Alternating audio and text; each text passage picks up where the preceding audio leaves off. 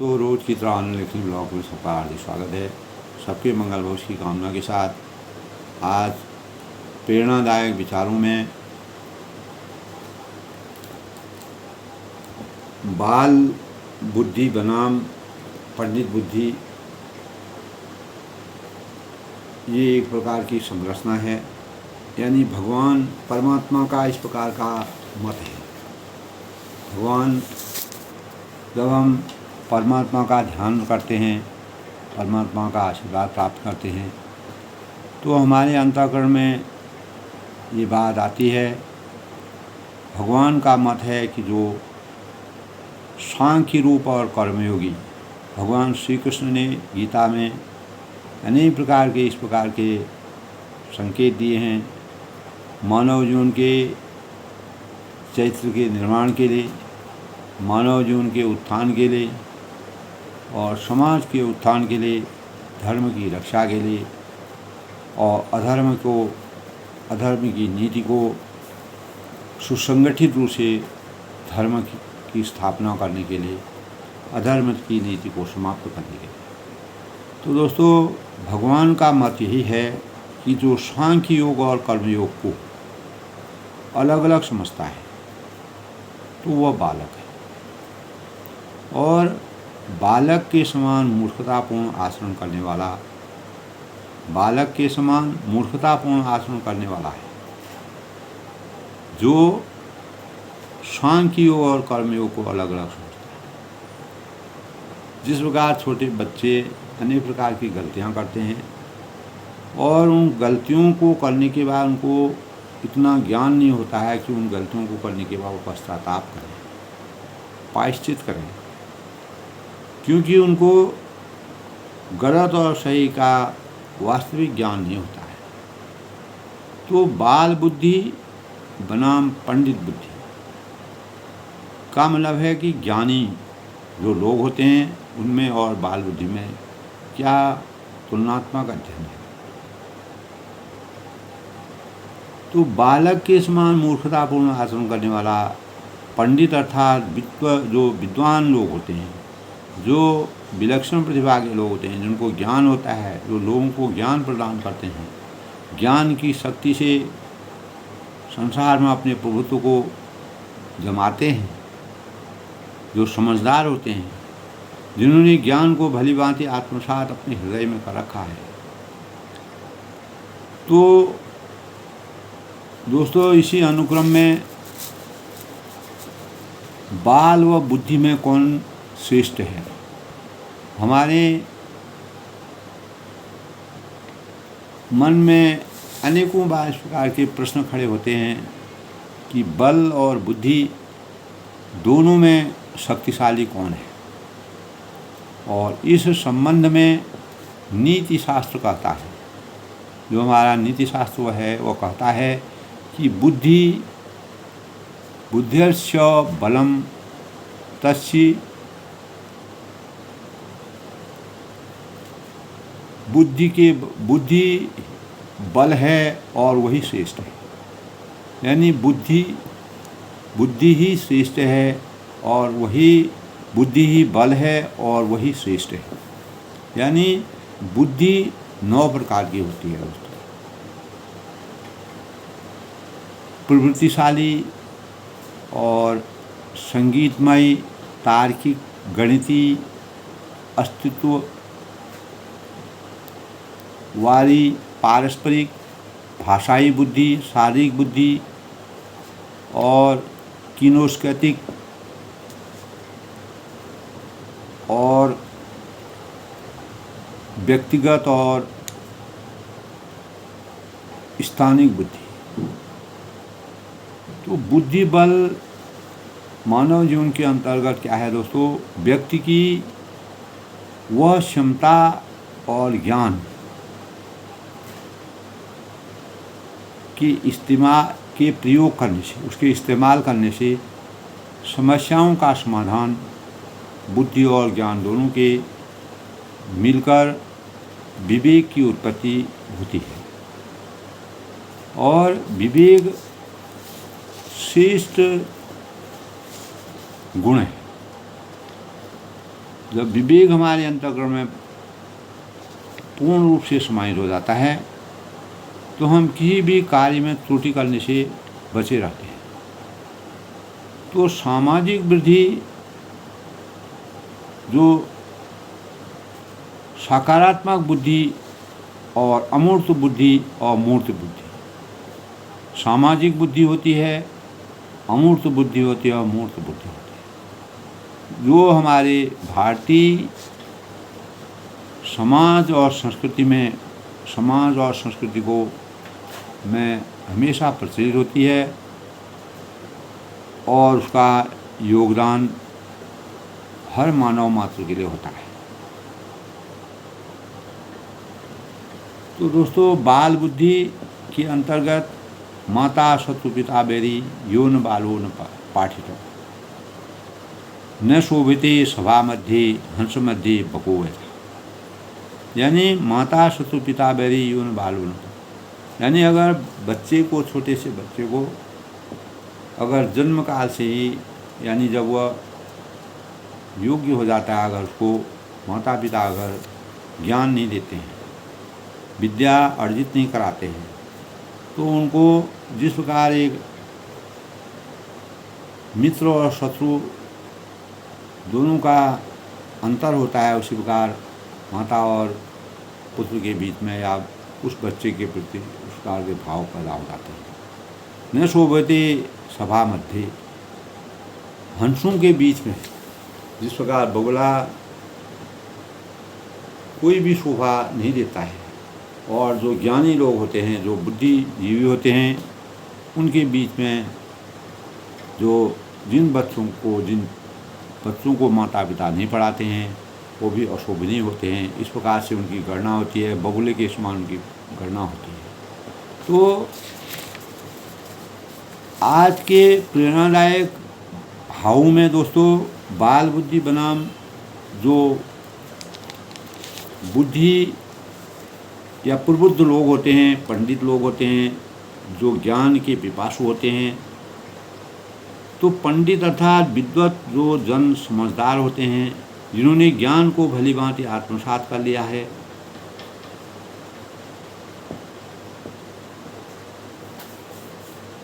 और जानते हैं कि दोनों एक समान ही फल देने वाले हैं, ये हमको अच्छी तरह मालूम है। इसीलिए किसी एक को भली भांति जीवन में उतार कर आगे बढ़ने की प्रक्रिया हमको शुरू करनी चाहिए। यानी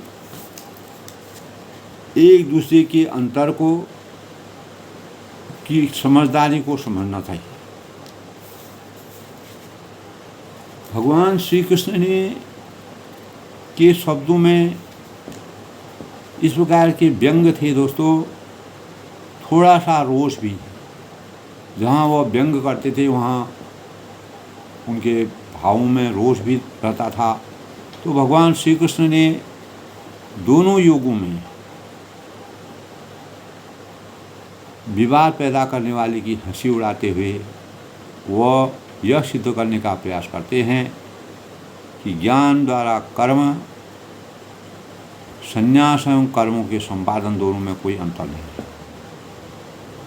तो दोस्तों, ये अविभाज्य है, परस्पर विरोधी नहीं है। जैसे विज्ञान और आध्यात्म एक दूसरे के पूरक हैं, बिना विज्ञान के आध्यात्म संभव नहीं है, बिना आध्यात्म के विज्ञान की प्रगति संभव नहीं है। आध्यात्म की जड़ से ही विज्ञान की उत्पत्ति हुई है। ऐसे ही दोनों सिद्धांत साथ साथ चलते हैं, अलग अलग नहीं चलते। जहाँ बाल बुद्धि है और पंडित बुद्धि है, तो पंडित शब्द का यहाँ गीताकार ने प्रयोग किया, अनेक प्रकार के अध्ययन किए, मनोवैज्ञानिक विश्लेषण किया। तो उन अर्थों में उन्होंने केवल शास्त्रों का गहन अध्ययन मनन किया, क्योंकि बिना शास्त्रों के अध्ययन के हम किसी के बीच में तुलनात्मक अध्ययन नहीं कर सकते हैं। तो वह अहंग के परित्याग, जो हमारे अंतःकरण में अहंग होता है उसका परित्याग, संन्यास और कामनाओं से त्याग, सच्चा जो कर्मयोगी होता है कोई भेद नहीं करता है, उसके अंतःकरण में किसी प्रकार का भेदभाव नहीं होता है। कर्म की योगों में जो निपुण होता है, जो दोस्तों जो शिक्षित आदमी होता है, पढ़ा लिखा होता है, ज्ञानी होता है, उसको हर चीज़ का पता चलता है, होता है।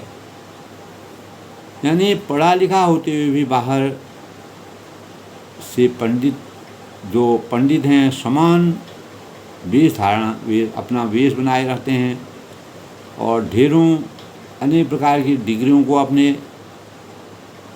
के लिए व्यक्ति यदि दोनों योगों को अलग अलग बताता है तो फिर उसे ज्ञानी नहीं, बालक ही मानना चाहिए। यानी बाल वृद्धि और पंडित बुद्धि, तो बुद्धिमान नहीं मूर्खता ही जानना चाहिए।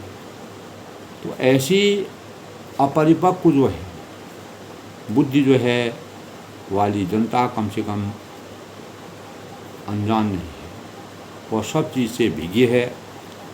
दोस्तों सूक्ष्म रूप से अगर हम विचार करें तो हमारे चारों ओर ऐसे ढेरों व्यक्ति, ऐसे सारे अनेक लोग हैं, अनेक व्यक्ति हैं, हमें मिल जाएंगे, हमारे चारों परिवेश में दिखाई देंगे। और जो सन्यास का न कोई मर्म जानते हैं, न निजी जीवन में उसको उतारने का प्रयास करते हैं, बाहर से कोई मंडलेश्वर बना है, कोई महामंडलेश्वर बना है, कोई सन्यासी बना है, अनेक प्रकार की चोला ओढ़ करके एक जगह से दूसरी जगह जा करके अपने प्रभुत्व को जमाने का प्रयास करते हैं और इसी चोले के अनुसार वो अपने प्रभुत्व को इस संसार में जमाते हैं, लेकिन वास्तविक ज्ञान के अधिकारी वो नहीं है।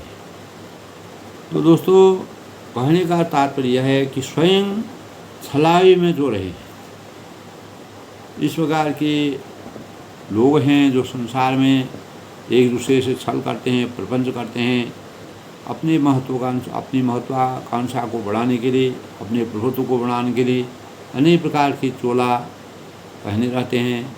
वह जो है अपने को प्रबुद्ध समझते हैं और ज्ञान की वास्तविक भाषा को नहीं जानते, औरों को भी इसी मृग तृष्णा में उलझाने की कोशिश करते हैं। तो जैसे स्वयं हैं उसी प्रकार सबको उसी जाल में फंसाने की कोशिश करते हैं। इसीलिए भगवान श्री कृष्ण ने दोस्तों कहा है कि सांख्य योगो पृथक बाला, सांख्य योगो पृथक बाला पूर्वदन्ति न पंडिता, सांख्य योगो पृथक बाला पूर्वदन्ति न पंडिता। यानी बाला जो है अर्थात बाल बुद्धि वाले जो पंडित अर्थात विद्वान ज्ञानी एनलाइटेनमेंट, ये जो है एनलाइटेनमेंट यानी कर्ता भाव और भोक्ता भाव। इसी बात को इस तरह भी समझा जा सकता है दोस्तों कि कर्ता के भाव का त्याग सांख्य मार्ग है और भोक्ता के भाव का त्याग कर्मयोग का भाव है। तो एक ओर जहाँ सांख्य मार्ग है वहीं दूसरी ओर कर्मयोग का मार्ग है। तो जो किसी एक को भी पूरी तरह से जीवन में उतार लेता है, पूरे भाव से विवेक से अपने अंतःकरण में समाहित कर लेता है, वह उन दोनों का ही फल प्राप्त करने में सक्षम होता है। तो दोस्तों कहा खाली बाहरी आवरण से, बाहरी चोले से न कोई बाल बुद्धि और न कोई पंडित बुद्धि का वास्तविक ज्ञान का संचार नहीं कर सकता है। तो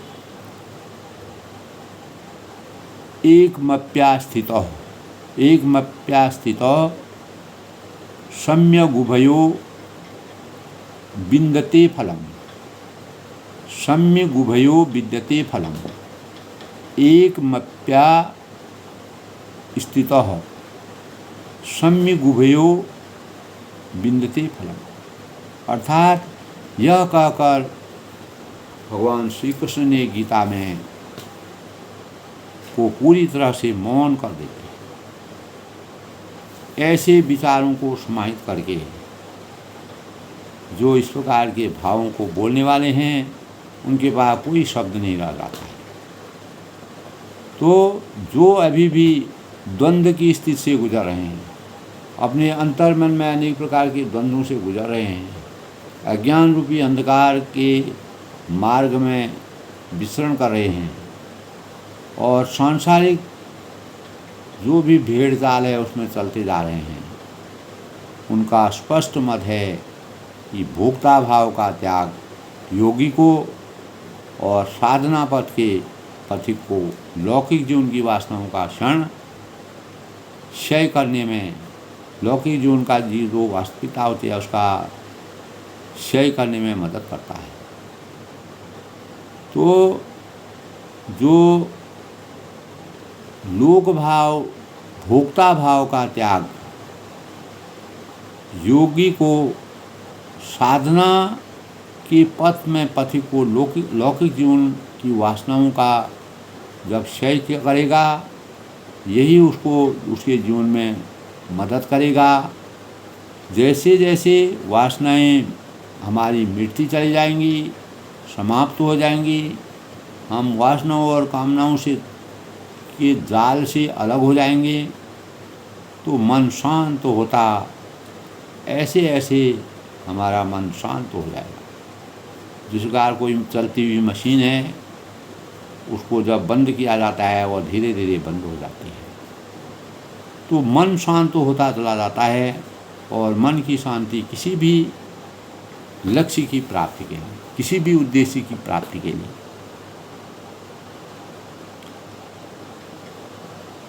जरूरी है, आवश्यकी है, उसका महत्व है। तो ऐसी मनस्थिति में दोस्तों स्थित व्यक्ति जो भी होते हैं, अपने ध्यान द्वारा चैतन्य की आत्मानुभूति कर लेता है, चैतन्य उसकी अंतःकरण में आ जाता है, तब वह बाल बुद्धि और पंडित बुद्धि के वास्तविक तारतम्य को समझ लेता है। तो जब अपने आप की ही कर्ता जो होता है, कर्ता भाव मिट जाते हैं, तो संन्यास की स्थिति में जाकर मनुष्य परम आनंद की प्राप्ति होती है। तो जब आदमी सब कुछ छोड़ करके जब वह संन्यास भाव में चला जाता है, वही वास्तविक ज्ञान का सबसे बड़ा मानक है। तो दोस्तों, कहाँ है वह आनंद जो कर्ता भाव और भोक्ता भाव का त्याग करने वाले एक सन्यासी को होना चाहिए। ऐसे आनंद की प्राप्ति के लिए हमें सही कर्ता भाव और भोक्ता भाव के त्याग करने वाले सन्यासियों की खोज करनी पड़ेगी। आज के परिवेश में इस प्रकार के भावों का पूर्ण रूप से अभाव हो चुका है। तो दोस्तों, इस प्रकार के भावों को, इस प्रकार की शक्ति, इस प्रकार की आभा कहीं भी विद्यमान नहीं है। मति भ्रम के कारण हम कहीं भी विचर जाएं, जब तक हमारे अंदर इसका तुलनात्मक अध्ययन अपने अंतः चेतन में नहीं आएगा, तब तक हम वास्तविकता को नहीं समझ सकते। तो दोस्तों, विडंबना इस बात की है कि धर्म के नाम पर पलायनवाद को जन्म देने वाले राष्ट्र की 60,000 या जो भी अनेक प्रकार के जो कर्मकांडी हैं, बाबा हैं, योगी हैं, करोड़ों की मात्रा में हैं, कर्मयोगी बने इस संसार में विचरण कर रहे हैं। तो राष्ट्र का उद्धार, तो अगर ये निष्पक्ष भाव से एक कर्मयोगी के अनुसार का कार्य करते तो हमारे देश का कई गुना उद्धार हो जाता। तो दोस्तों, बाहरी चोला, बाहरी आवरण, यही हमारी मन की मतिभ्रम है। हमको मतिभ्रम में फंसा देता है, सांसारिक कल्पनाओं में फंसा देता है। हमें ज्ञानी होते भी अज्ञानता के धूल में झोंक करके, हमसे अनेक प्रकार के प्रपंच करके हमारी भावनाओं को आहत करते हैं। तो ऐसे लोगों की पहचान, जो लोग इस प्रकार के अनेक पदों पर आसीन होकर के मानव जीवन का शोषण कर रहे हैं, उससे हम बच पाएंगे। यदि एक एक व्यक्ति के साक्षर व संस्कारवान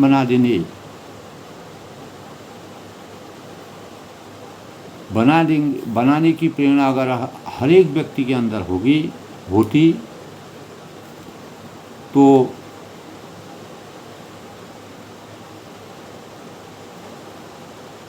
हमारे जीवन में जो युग का आपात धर्म है, वर्तमान युग का जो आपात धर्म है, परिव्रजा है, सबसे अधिक महत्वपूर्ण इसको बताया गया है एवं परिपक्व बताया गया है। उत्तरदायित्वों से मुक्त, जो बांध प्रस्तियों से यह आस्था पूरी करने को अगर कहा जाए तो हम 100% जो है सन्यासी ऐसे हैं जो दोस्तों इस प्रकार के मर्म को नहीं जानते हैं।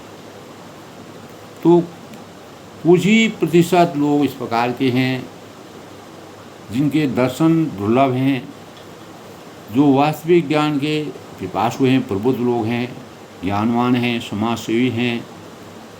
तो वे प्राणवान व प्रज्ञावान कर्मयोगी हैं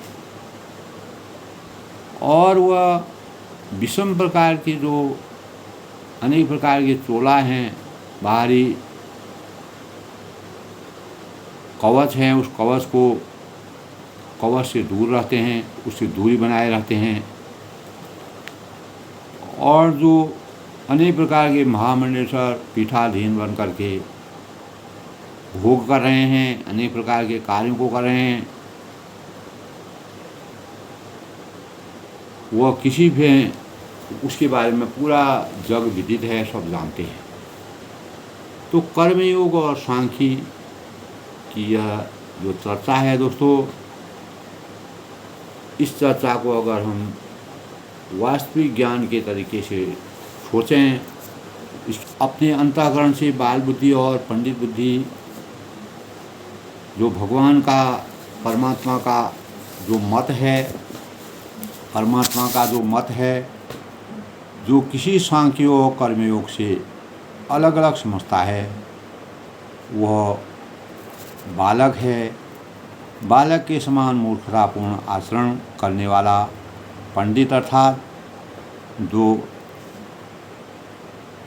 विद्वत जन है, यानी प्रबुद्ध लोग हैं, जो समझदार हैं, जिनको ज्ञान को भलीभांति आत्मसात जिन्होंने कर लिया है, जानते हैं कि दोनों एक समान ही फल देने वाले हैं, इसीलिए किसी को भलीभांति जीवन में उतार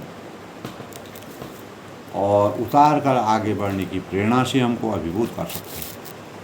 दोस्तों, इसीलिए वास्तविकता को समझना, वास्तविकता को अपने जीवन में परिमार्जित करना, वास्तविक जीवन की खोज करना और कहाँ पर किस पर हमको विश्वास और किसके ज्ञान, वास्तविक ज्ञान क्या है, उसकी पराकाष्ठा को हम तब जानेंगे जब हम के गूढ़ रहस्य को जान सकें।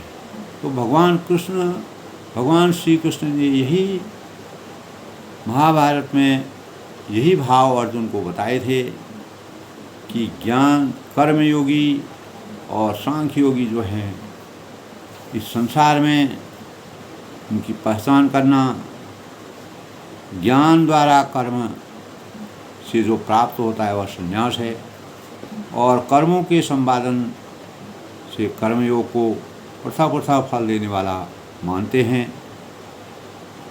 तो इस तरह दोस्तों, अगर हम अपने जीवन को इस प्रकार से चरितार्थ करेंगे, अपनी वासनाओं में नियंत्रण रखेंगे और अनेक प्रकार के निष्ठा के साथ यज्ञी भाव से कर्म करते रहेंगे, तो दिव्य कर्मी बनकर अपने जीवन को, अपनी वासनाओं को क्षय और अहंता पर विजय